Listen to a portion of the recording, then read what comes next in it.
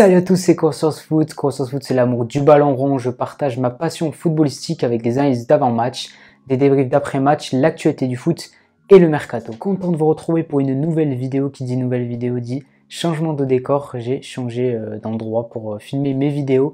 Dites-moi dans la barre des commentaires ce que vous pensez de ce nouveau décor.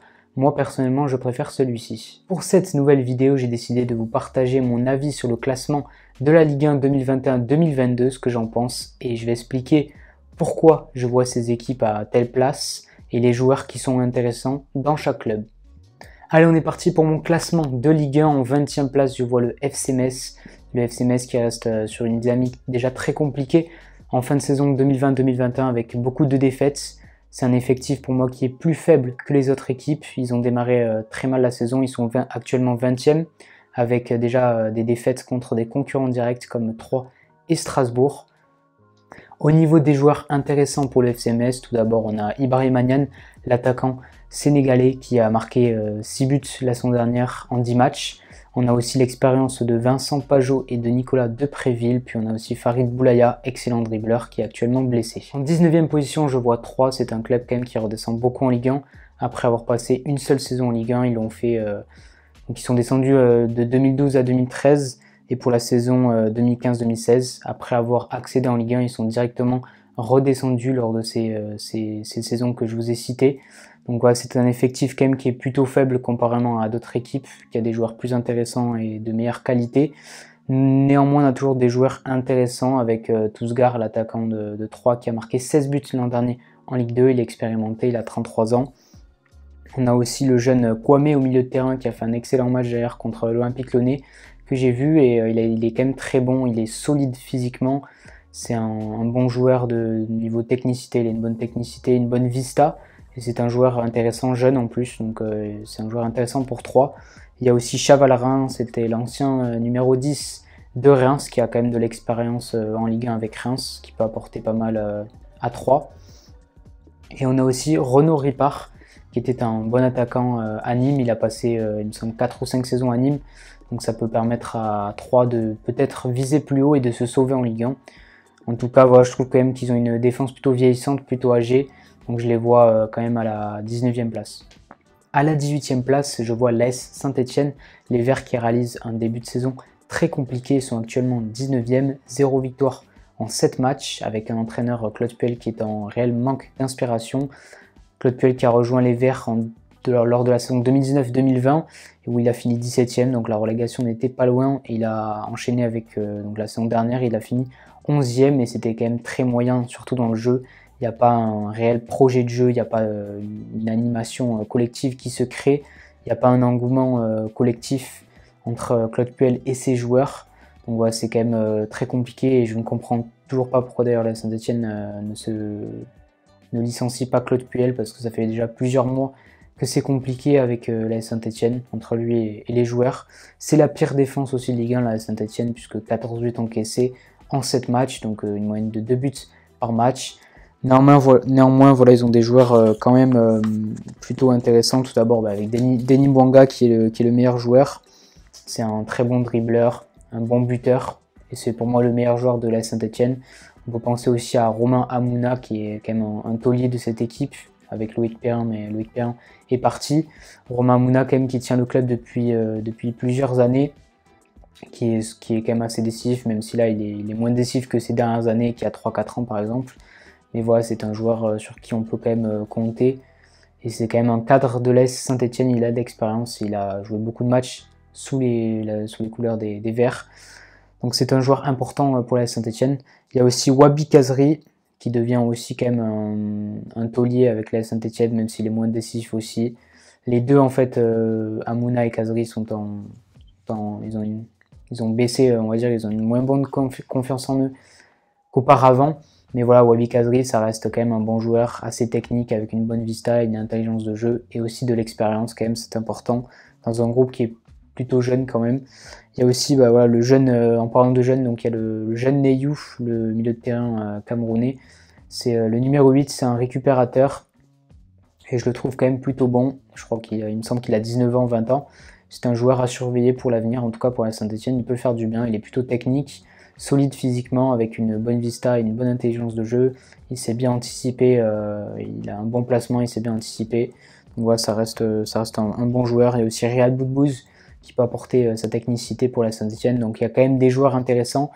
Mais pour moi, en tout cas, avec Claude Puel, la Saint-Etienne, s'ils gardent Claude Puel, ils pourront pas. Pour moi, ils vont finir 18e pour moi. Et ça va être une saison catastrophique. Après, voilà, s'ils changent d'entraîneur, ça peut quand même. Ils ont quand même un effectif quand même plus qualitatif que certaines équipes, certaines petites équipes de Ligue 1. Donc pour moi, la Saint-Etienne, je les vois en 18e place. Après, tout peut changer, ça dépend. S'ils arrivent à changer d'entraîneur, ils peuvent remonter.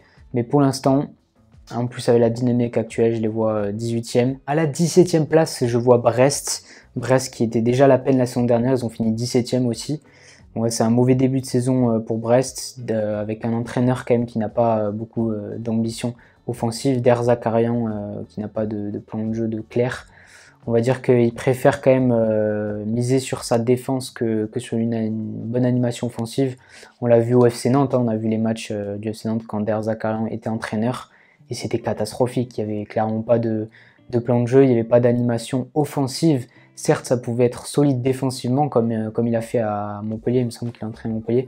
Ça pouvait être solide défensivement, mais par contre offensivement, c'est vraiment à la peine. Il mise beaucoup sur on va dire sur le sacrifice de l'effort défensif, mais par contre offensivement c'est plus compliqué. Donc pour moi Brest, déjà qu'ils étaient à la peine ces dernières saisons, je pense pas qu'ils vont faire une grosse saison. Ils ont des joueurs quand même intéressants avec Romain Fèvre, le milieu de terrain, le numéro 10 de Brest, qui est quand même très intéressant, très bon techniquement, avec une bonne vista, une bonne intelligence de jeu. C'est un des meilleurs joueurs de Brest qui était repéré d'ailleurs par le Paris Saint-Germain qui voulait l'acheter. Je pense qu'il va partir, donc c'est une bonne recrue pour Brest. C'est un bon élément pour Brest, et il faudrait que Brest le garde en tout cas. Après, ils ont aussi Irvan Cardona et Franck Honora.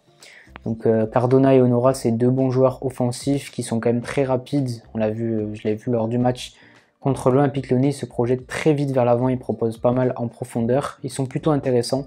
Donc c'est trois bons avec Romain Fèvre, c'est trois bons éléments offensifs en tout cas pour Brest. Et il y a aussi Steve Mounier, l'attaquant qui est très solide, l'attaquant le numéro 9 de Brest qui est vraiment très solide, qui est bon de la tête, qui a un bon placement et il gagne surtout beaucoup de duels. Il est très très fort physiquement, Steve Mounier. Il est actuellement blessé malheureusement pour Brest, mais c'est un bon joueur. Donc je trouve qu'offensivement Brest a quand même 4 éléments intéressants. Après voilà, je pense que sur le reste, sur la défense, ça reste plutôt fébrile. Ils encaissent quand même pas mal de buts.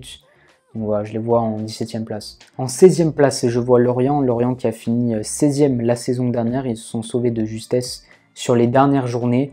Donc Lorient, c'est quand même un effectif moins qualitatif que d'autres équipes, avec je trouve un faible milieu de terrain, avec Lemoine. Je trouve que c'est assez vieux au niveau du milieu de terrain. Il n'y a pas énormément de qualité, par exemple comparément à Brest. Néanmoins, il y a un vrai collectif qui se crée, et Christophe Pélissier qui arrive bien à mettre en place ce collectif, et il y a beaucoup de détermination, on le voit sur le terrain, que Lorient est plutôt plaisant. Ils font quand même un bon début de saison, donc ils sont plutôt plaisants à voir jouer. Il y a des joueurs quand même qui sont intéressants avec Terem Moffi, 14 buts en 32 matchs la saison dernière, Lorienté et Boisgard qui venait de Toulouse, et Lorienté qui a mis un super but en lucarne en début de saison. C'est des joueurs qui sont plutôt intéressants et plutôt bons techniquement. Donc je vois quand même Lorient se sauver en 16e place. En 15e place, je vois les Girondins de Bordeaux. Je pense que ça va être encore très compliqué pour les Bordelais cette saison. Un gros manque d'ambition d'année en année, on le voit de toute façon. Après il y a un manque de budget aussi, mais il y a un manque d'ambition, un début de saison quand même qui est très compliqué. Une seule victoire en 6 matchs, ils viennent de faire 3-3 contre Montpellier, donc c'est quand même pas mal, ils se sont rattrapés.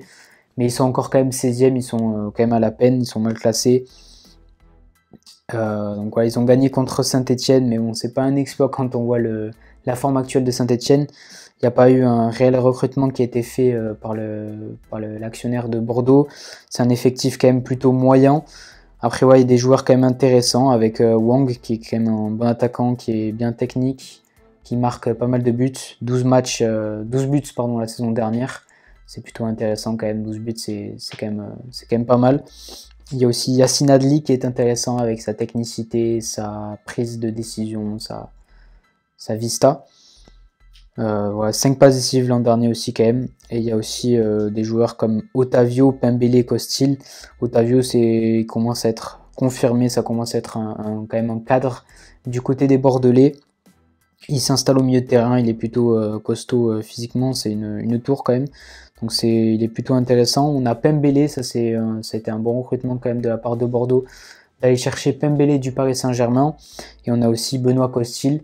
Benoît Costil qui certes n'est pas le meilleur gardien de Ligue 1, mais c'est un gardien quand même qui est plutôt correct, qui est un cadre, qui est devenu un cadre avec les Girondins de Bordeaux. Ça fait plusieurs années qu'il est à Bordeaux. Après voilà, c'est une des pires défenses de Ligue 1, 13 buts encaissés, même 16 buts du coup avec les 3 buts de Montpellier. Donc il me semble que ouais, c'est la pire défense de Ligue 1, Bordeaux. Donc c'est quand même... ça risque quand même d'être très compliqué, encore une fois, pour les Girondins de Bordeaux. Il n'y a pas un entraîneur, on ne sent pas un certain enthousiasme, une animation collective et un beau jeu de la part des Girondins de Bordeaux, une certaine confiance en eux et des automatismes qui ne sont pas encore trouvés. Donc je pense que ça va être encore une saison moyenne pour les Bordelais. Je les vois 15e. En 14e place, je vois Clermont qui fait plutôt un bon début de championnat malgré la dernière défaite 6-0 contre Rennes. Ils ont pris une claque, mais c'est une équipe qui propose du beau jeu. Franchement, ils sont 11e, c'est un bon début de saison pour un promu. Ils ont des joueurs intéressants avec Mohamed Bayo, l'attaquant, qui est déjà à 3 buts. On a aussi Gastien au milieu de terrain qui a beaucoup d'expérience en Ligue 1. Rachani, 4 buts, une passe décisive qui est intéressant. On a Bertonnier en numéro 10 qui a beaucoup d'expérience avec Clermont. Ça fait plusieurs saisons qu'il a Clermont, il a 2 passes décisives. Donc je pense que ça peut être une petite surprise, en tout cas, de voir Clermont, je pense, ça serait quand même une bonne saison de finir 14e, et je les vois bien finir 14e. À la 13e place, je vois Reims. C'est une défense costaud, une équipe solide collectivement avec un bloc bas. C'est toujours difficile de jouer contre Reims, qui est quand même une équipe très solide défensivement. Ils ont des joueurs intéressants, donc avec Faes, le jeune défenseur central de 22 ans, qui est plutôt difficile à bouger. Il est plutôt bon de la tête aussi. Avec de l'expérience à côté de lui, Abdelhamid, beaucoup d'expérience en Ligue 1, même il a fait déjà plusieurs saisons en Ligue 1. Il est solide physiquement. On a aussi Berisha, avec Berisha c'est un milieu de terrain qui a de l'expérience puisqu'il a joué à la Lazio et à Salzbourg. Donc c'est intéressant d'avoir des joueurs comme ça qui t'apportent l'expérience qu'ils ont eu quand même avec des bons clubs européens. Lazio, Salzbourg, ça joue l'Europe, et qui viennent dans le championnat de France. Donc c'est intéressant d'avoir des joueurs comme ça pour Reims. On a aussi des jeunes joueurs qui sont intéressants. Van Bergen aime beaucoup et Mounetsi. Donc voilà, je vois quand même une assez bonne saison pour Reims, 13e. En 12e place, un club légendaire puisque c'est Strasbourg. C'est un club légendaire de France, bien sûr, avec un énorme public, une grosse ambiance. Ils sont plutôt sur une bonne dynamique. Ils sont actuellement 9e, c'est quand même très bien pour Strasbourg. Ils ont un très bon entraîneur, Julien Stéphan, qui avait gagné la Coupe de France avec Rennes et qui a fini 3e aussi avec Rennes. Donc voilà, c'est un très bon entraîneur. C'est un avantage d'avoir un entraîneur comme ça pour un club en plus comme Strasbourg, qui a déjà gagné des trophées, Julien Stéphan. Il y a un bon collectif de la part de Strasbourg. Ils ont fait une bonne saison l'année dernière. Ils ont fini dans le top 10, il me semble, ce qui est très bien. Donc après, ils ont des joueurs intéressants, hein, avec Ajorc devant, 3 buts, 3 passives déjà en début de championnat.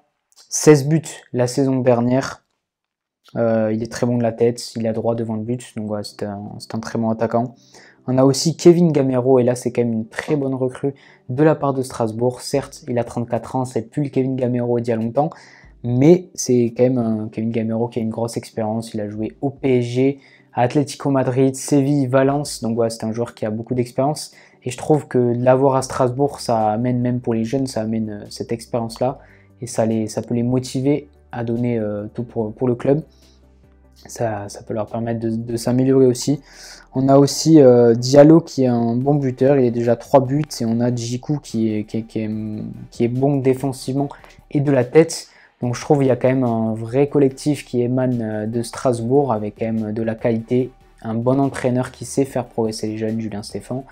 Donc c'est, je pense, une saison intéressante pour Strasbourg, et je les vois finir 12e. Pour moi, Montpellier sera 11e cette saison. C'est une bonne équipe de Ligue 1, généralement qui sont dans le top 10. Un bon effectif, un effectif de meilleure qualité que toutes les autres équipes que je vous ai citées juste avant. Il y a des joueurs quand même de qualité. Alors, Moi, honnêtement, je les vois 11e. Je pourrais peut-être les mettre plus haut dans le top 10. Généralement, ils sont dans le top 10. Ils finissent généralement 8e, 7e, 8e. Mais je les vois pas dans le top 10 parce que pour moi, ils ont perdu quand même Andy Delors et Gaëtan Laborde. Et Andy Delors et Gaëtan Laborde, c'était quand même les deux meilleurs joueurs de leur effectif. Andy Delors, il marque quand même énormément de buts. Gaëtan Laborde, il est très décisif aussi et surtout en jeu, il est décisif. Donc pour moi, c'est quand même deux grosses pertes. C'est pour ça que je les vois 11e. Néanmoins, ils ont un effectif quand même plutôt intéressant avec Valère Germain qui se relance de l'Olympique de Marseille. 3 matchs, 3 buts. On a aussi Florent Mollet qui est un bon joueur de Ligue 1, qui est technique, rapide, bonne vitesse. Il y a une bonne vista aussi. On a Teddy Savanier qui est pour moi actuellement le meilleur joueur de Montpellier. Il est quand même très décisif, technique. 3 passes décisives, 2 buts pour Teddy Savanier cette saison. On a aussi Mavidi qui fait un bon début de saison avec 2 passes décisives, 2 buts. Et on a aussi Jordan Ferry, c'est un bon milieu récupérateur qui gratte pas mal de ballons. Et il y a aussi en latéral Souquet qui apporte pas mal offensivement, qui réalise des bons centres. Donc c'est une équipe, ça reste quand même si on perd du Delors et Laborde, c'est une bonne équipe Montpellier et je les vois à la 11e place. À la 10e place, je vois le FC Nantes qui réalise un bon début de championnat. Ils ont gagné 4 ans lors du dernier match. Donc ils sont actuellement 8e, c'est une équipe quand même avec une vraie âme, une équipe solide avec des jeunes joueurs de qualité, un bon coach, Comboiré, qui a de l'expérience en Ligue 1, une défense solide avec Palois et Castelletto. Il y a des joueurs intéressants surtout devant, je trouve, avec Colomboigny qui est quand même bon techniquement, solide, à droite devant le but. 10 buts la saison dernière. On a Ludovic Blas qui est déjà à 4 buts, qui est pétri de talent, il a une très bonne vista. Très bonne technique et vision de jeu. Ludovic Blas, c'est pour moi une des futures pépites et je pense qu'il va quitter le FC Nantes dans les saisons à venir en tout cas, mais c'est très bien de l'avoir dans le championnat de France, ça fait du bien, c'est un bon joueur. Et c'est un bon joueur c'est un élément important en tout cas pour Antoine Comboiré. On a aussi Samuel Moutoussamy qui est un très bon dribbleur avec une très grosse pointe de vitesse. Et après on a des jeunes avec Goebbels qui a été formé à l'Olympique Lyonnais, bon dribbleur rapide, et Marcus Coco. Pour cette 9e place, je vois Rennes qui a fini 6e l'an dernier, qui a fini 3e il y a 2 saisons. C'est une équipe maintenant majeure de Ligue 1 qui progresse d'année en année, notamment avec cette 3e place qu'ils ont réalisée à 2 saisons. Ils ont aussi gagné la Coupe de France, ils ont joué l'Europa League, là ils jouent la Conference League. Ils ont d'ailleurs fait 2-2 contre Tottenham pour la première journée de Conference League. Donc voilà, c'est une équipe qui a beaucoup progressé, notamment grâce à Julien Stéphan. Et je trouve quand même qu'il y a un bon entraîneur, puisque c'est Bruno Genesio, qui était quand même très critiqué à l'Olympique Lyonnais. Mais pour moi, c'est parfait d'avoir Bruno Genesio à Rennes, parce qu'il connaît les jeunes joueurs, il a fait sortir des jeunes joueurs de l'Olympique Lyonnais, notamment Oussem Aouar, juste ici, là, on le voit là. Donc pour moi, Bruno Genesio, c'est un bon choix, en tout cas de l'avoir pris à Rennes. Il va pouvoir permettre de faire progresser les jeunes joueurs rennais, comme par exemple Doku, qui est pétri de talent. Ils ont des joueurs très intéressants, Rennes quand même, ils ont recruté aussi Gaëtan Laborde, qui est un très bon attaquant, 16 buts, 8 passes décisives la saison dernière. Martin Terrier aussi, qui venait de Lyon, ça fait maintenant 2 saisons qu'il est à Rennes. C'est un joueur très rapide, qui propose beaucoup dans la profondeur et qui est adroit devant le but. On a aussi au milieu de terrain des bons milieux de terrain. On a Bourigeaud, Jonas Martin et Faviente, c'est des milieux de terrain avec beaucoup d'expérience, de maîtrise technique et des bons récupérateurs qui sont plutôt solides au milieu de terrain. Et on a après, voilà, comme je vous ai dit, Doku qui est un excellent joueur percutant, très vif, très technique et puissant. Donc c'est un effectif de qualité pour Rennes. Je les vois néanmoins un peu moins bien placés que ces 2 dernières saisons. Du fait peut-être aussi au fait du fait du changement d'entraîneur, mais surtout que je vois des meilleures équipes devant, mais ils ont quand même un bon effectif, donc je les vois à la 9e place. À la 8e position, je vois le SCO d'Angers qui réalise un très bon début de championnat puisqu'ils sont 13e. Ils ont un effectif de qualité mélangeant expérience et jeunes, avec Gérard Batic qui est un ancien coach adjoint de Lyon. Il connaît les jeunes, comme Bruno Genesio, donc c'est un avantage pour le SCO d'Angers. Ils ont des joueurs intéressants avec Sofiane Bouffal qui a une grosse expérience puisqu'il a joué en Première Ligue et en Liga. C'est un super bon dribbleur, vitesse, passe décisive. C'est un joueur quand même très complet, un très bon ailier. Pour moi, c'est super bien d'avoir Sofiane Bouffal au SCO d'Angers. Il y a aussi Angelo Fulgini qui est un bon 10 avec une bonne vision de jeu qui est plutôt technique. On a aussi, j'ai découvert ce joueur qui s'appelle Ali Cho. Il a joué contre Lyon, il a marqué un but, il a 17 ans et il est vraiment excellent. En tout cas, il a fait une prestation exceptionnelle. Il faut qu'il reproduise ce type de prestation parce qu'il a vraiment fait mal à l'Olympique Lyonnais. Il a marqué un but et il a fait couper 3 cartons jaunes aux défenseurs lyonnais. Donc franchement, je pense que c'est un jeune attaquant qui a une grosse marge de progression. Il est excellent, il est surtout très rapide. C'est sur sa vitesse qu'il a fait mal à l'Olympique Lyonnais. Et il est plutôt technique aussi. Ils ont une défense solide aussi, le SCO d'Angers, avec Manso, Romain Thomas. Et ils ont un bon gardien avec Paul Bernardoni. En 7ème position, pour moi, ce sera Lens qui réalise un très bon début de championnat, 4ème. Ils ont fini 7ème l'an dernier, je les vois exactement à la même place. Ils ont un gros public, c'est un club légendaire de Ligue 1. C'est un gros collectif. Pour moi, c'est pour ça que je les vois à la 7ème place, dans les positions hautes, en tout cas du classement. Dans le top 10, pour moi, ils finiront. Parce que c'est un collectif qui est difficile à bouger, avec des bons joueurs. Et il y a un vrai aussi soutien. Il y a une énorme ferveur à Lens et les joueurs arrivent à se transcender. Quand ils jouent, surtout à Lens, c'est quand même exceptionnel, ils arrivent vraiment à se transformer. Et on le ressent vraiment sur le terrain, ils ont des joueurs intéressants avec Wesley Saïd qui est technique, c'est un bon buteur, il a une bonne vista. On a aussi Ganago devant qui est plutôt solide physiquement, qui a une bonne vitesse. Et aussi Jonathan Klaus qui est décisif, très rapide et une bonne vista. Et il y a une bonne recrue avec Arnaud Kalimundo, l'ancien joueur du PSG qui n'avait pas beaucoup de temps de jeu, qui est venu à Lens et c'est un joueur intéressant c'est un bon dribbleur, il est rapide, il peut vraiment apporter offensivement et mettre du danger, de l'impact. Il peut faire mal aux défenses de Ligue 1, en plus il est jeune, il a 19 ans, donc c'est une recrue importante pour Lens. Il y a aussi un très bon gardien, le gardien corse Jean-Louis Leca, qui a beaucoup d'expérience en Ligue 1, notamment avec Bastia. Donc Jean-Louis Leca, c'est quand même un bon gardien de Ligue 1, je trouve certes, il est plus petit que les autres gardiens, mais il sort bien, il est agressif et il est quand même bon sur sa ligne. Donc il y a un très bon collectif en tout cas du RC Lens. Pour l'instant, ils réalisent un bon début de championnat et je pense qu'ils vont encore réaliser une bonne saison en finissant 7ème. Qui dit 6ème position, dit place pour jouer l'Europe. Là, c'est les places chaudes. En 6ème position, je vois Lille, le LOSC, qui pour moi sera moins bon cette saison. Déjà, ils ont perdu Galtier, champion de France, Galtier qui a été champion de France la saison dernière et ils se sont renforcés avec Jocelyn Gourvenec. Pour moi, déjà, je les vois moins bons Lille. Certes, ils ont gardé un très bon effectif, un des meilleurs de Ligue 1, mais quand tu passes de Galtier à Gourvenec, quand même, c'est quand même complètement différent puisque Gourvenec a entraîné des équipes de bas de tableau comme Guingamp ou d'autres équipes de bas de tableau qui jouaient le maintien. Et il passe directement à un ancien champion de France, un club qui était champion de France. Donc pour moi, ça risque d'être compliqué pour Lille cette saison. C'est un début de saison quand même qui est très compliqué puisque Lille est 14e de Ligue 1. Ils ont du mal à gagner leur match. Ils ont gagné que 2 fois en 7 matchs. Ça reste compliqué. Après, il y a aussi le fait qu'ils ont perdu Mike Maignan qui est parti au Milan AC, le goal de Lille. Parce que Mike Maignan, c'est ce qui se faisait de mieux en Ligue 1 en termes de gardien derrière Keylor Navas. Donc déjà perdre Mike Maignan, ça a quand même fait beaucoup de mal. Ils ont cassé pas mal de buts cette saison. Après l'effectif, il reste pratiquement le même avec Burak Yılmaz, très décisif, un véritable taulier de cette équipe. Jonathan Mamba, très bon dribbleur, très bonne vitesse comme Ikoné, profil similaire. Au milieu de terrain, on a André.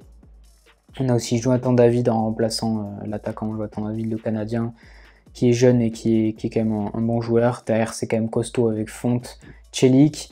Donc ils ont une équipe très intéressante, Lille, mais du fait que Lille ait changé d'entraîneur en passant à Jocelyn Gourvenec, pour moi, ils finiront pas 6ème. On sent qu'il y a quand même moins d'envie que l'an dernier, moins d'enthousiasme. Ils sont moins compétitifs en tout cas que l'an dernier, donc je les vois terminer quand même en 6ème place. Je les vois pas faire une saison catastrophique non plus, mais je les vois terminer 6ème. Peut-être 7ème, ça va se jouer entre Lens et Lille, je pense, et je les vois 6ème. En 5ème position, je vois l'AS Monaco qui a fini 3ème l'an dernier avec une très bonne saison. Pour moi, je les vois 5ème cette saison, je les vois un peu moins forts que l'an dernier, même s'ils ont un plan de jeu très clair avec Niko Kovac. Ils ont un effectif quand même de très gros qualité, un des meilleurs effectifs de Ligue 1, mais c'est un début de saison très compliqué puisqu'ils sont 13ème, ils sont vraiment à la peine, ils ont gagné 3-1 mais contre Saint-Etienne. Donc voilà, c'était encore heureux qu'ils ont gagné contre Saint-Etienne. En plus, ils étaient à 11 contre 10. Donc pour moi, je pense qu'il y a des meilleures équipes que Monaco cette saison pour finir dans les top places. Néanmoins, je les vois finir quand même 5e. Au moins jouer l'Europe en tout cas. Ils ont des joueurs intéressants puisqu'ils ont Ben Yedder, on ne présente plus, c'est un cadre, il est très bon techniquement. Il marque beaucoup, il y a aussi Voland qui fait bien mal aux défenses adverses, Gelson Martins par sa technicité, sa vista, Aurélien Tchouaméni au milieu de terrain. On a aussi Sofiane Diop, le jeune espoir français. Aguilar, on a aussi Golovin, donc on a pas mal de farces offensives et quand même un très bon effectif pour l'AS Monaco. Pour la 4e place, je vois l'OGC Nice. Je pense que ça va être très serré avec notamment l'Olympique Lyonnais et Marseille. Nice, Lyon et Marseille, pour moi, ça va être très serré entre ces trois-là. Alors, je vois Nice 4e, même si ils peuvent être meilleurs qu'Olympique Lyonnais cette saison. Malgré tout, je les vois 4e. On a quand même, il y a quand même Galtier qui était champion de France avec Lille. Il y a un vrai projet de jeu qui s'est créé à Lille avec une vraie entente, une vraie animation collective, beaucoup d'ambition du côté de l'OGC Nice, un très bon effectif qui est jeune et qualitatif. Il y a un véritable collectif qui s'est installé, une véritable énergie qui se dégage des joueurs, et des joueurs très intéressants, notamment avec Amine Gouiri, l'attaquant qui a été formé à l'Olympique Lyonnais, qui est très bon, très adroit devant le but, qui finit pas mal. Kasper Dolberg, le jeune attaquant aussi qui fait mal aux défenses adverses. Youssouf Attal, il est très rapide, ce latéral. Il y a eu la recrue d'Andy Delors, ça aussi c'est quand même une très bonne recrue. Au vu du gros travail qu'il faisait à Montpellier, c'est un excellent attaquant, donc niveau offensif, il y a quand même vraiment de la qualité. Il y a aussi le jeune Kluivert. Il y a vraiment une très grosse qualité offensivement. Au milieu de terrain, on peut noter qu'il y a Schneiderlin, Lemina. C'est quand même aussi très fort. Il y a eu la recrue Melvin Bard du côté en provenance de l'Olympique Lyonnais. Donc ils ont quand même il y a Dante aussi en défense centrale. Donc ils ont un véritable collectif avec des joueurs de très bonne qualité et surtout un très bon entraîneur qui sait faire progresser les jeunes aussi, Galtier, qui pour moi est le meilleur entraîneur de France actuellement. Il a gagné le championnat avec Lille quand même, il a fait une grosse saison. Donc là, je pense que ça va être une grosse saison pour Nice. Et je les vois 4e. À la 3e place, je vois l'Olympique Lyonnais, mon club de cœur. Est-ce que je suis objectif ou pas en voyant l'Olympique Lyonnais sur le podium? Je pense quand même que je suis objectif, même si ça va être très serré avec Nice, avec Marseille, à voir peut-être le retour de Monaco. Mais je pense que ça va être très serré entre Nice, Lyon et Marseille. Néanmoins, je nous vois quand même sur le podium. Pourquoi? Tout d'abord, on a pour moi le meilleur milieu de terrain de Ligue 1 avec Paqueta qui est exceptionnel. Guimarães et Cacré, pour moi franchement c'est le meilleur milieu de terrain, même si le PSG a un très bon milieu de terrain aussi. Mais voilà, c'est un milieu de terrain quand même qui allie qualité technique, récupération avec Maxence Cacré et surtout apport offensif avec Guimarães, récupérateur, gratteur de balles parce que Paqueta est aussi un gratteur de balles, il est complet, il est bon de la tête, il est rapide, endurant, technique, il est en plus à droite devant le but, il marque. C'est pour ça que pour moi, on a le meilleur milieu de terrain de Ligue 1. Il y a un vrai projet de jeu qui s'est ancré avec l'arrivée de Peter Bosz qui commence à faire effet. Lyon qui monte en puissance, qui est revenu en 6e position après un début de saison compliqué. Là, on sent qu'il y a vraiment un effectif qui commence à monter en puissance. Emerson, le latéral qui a marqué son premier but sous les couleurs de Lyon. Et Shaqiri aussi, la recrue qui a marqué son premier but. Donc voilà, on sent quand même qu'il y a un vrai effectif un vrai collectif qui est en train de se créer, qui se dégage de cette équipe. Et on a quand même aussi l'ambition de retrouver la Ligue des Champions. Je pense que c'est possible avec un effectif comme ça, même avec une grosse expérience derrière, avec Jérôme Boateng. On a l'apport de Shaqiri. On a Emerson en latéral aussi qui nous apporte pas mal. Donc il y a un vrai effectif de qualité, pour moi, au-dessus de l'OGC Nice en tout cas. Et je pense que Lyon peut faire mal cette saison et aller chercher cette 3e place. Pour la 2e place, je vois l'Olympique de Marseille. Je vois Marseille faire une grosse saison. On sent qu'il y a un vrai projet de jeu qui a été créé avec Giorgio Sampaoli. Les joueurs sont investis dans ce projet. Il a apporté une vraie âme, une vraie énergie à ce club. Et je pense que Marseille, déjà, ils ont l'ambition aussi de retrouver avec des champions comme Lyon. Il y a un excellent mercato qui a été fait, qui a été beaucoup renouvelé. Ils ont recruté 8 joueurs, ce qui est énorme.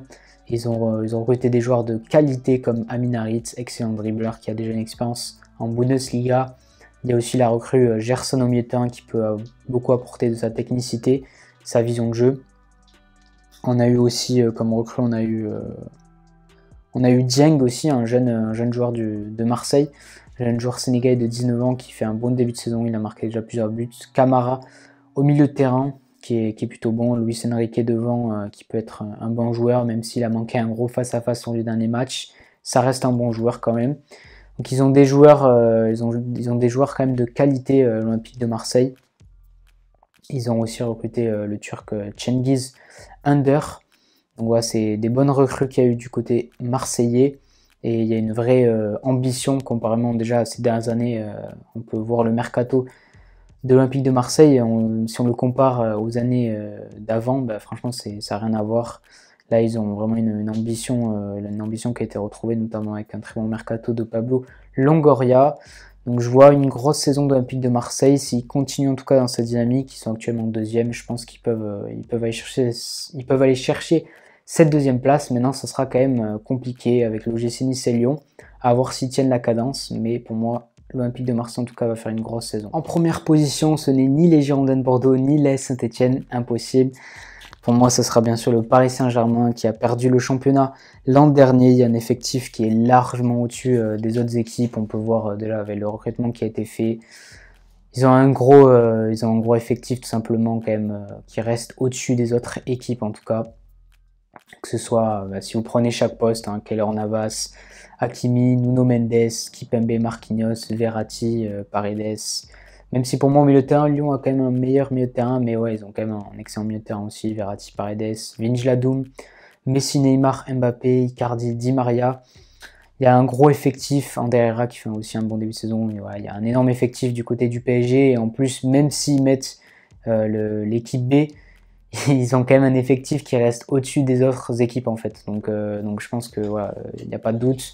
Déjà, ils ont 7 points d'avance sur l'Olympique de Marseille. Ils ont 8 ou 9 points d'avance sur le troisième, il me semble, le PSG. Donc voilà, ils font un début de saison canon. Et généralement, quand le PSG fait un début de saison canon comme ça, ils finissent à faire une grosse saison avec 85 voire 90 points et peu de défaites. L'année dernière, ils ont eu 81 points. Ils ont mal démarré l'an dernier. Donc voilà, généralement, quand ils démarrent mal, ils font une bonne saison, mais ils sont concurrencés par d'autres clubs. Là, je pense qu'il y aura moins de concurrence cette année. Et je les vois quand même largement au-dessus des autres équipes. Et je pense qu'ils vont avoir 8 ou 10 points d'avance à la fin du championnat. Donc je les vois premiers. C'est déjà la fin de cette vidéo. N'hésite pas à me dire dans la barre des commentaires ce que tu as pensé de ce nouveau type de vidéo. N'hésite pas à liker, partager, commenter et surtout t'abonner. On se retrouve pour une prochaine vidéo. Ciao, ciao.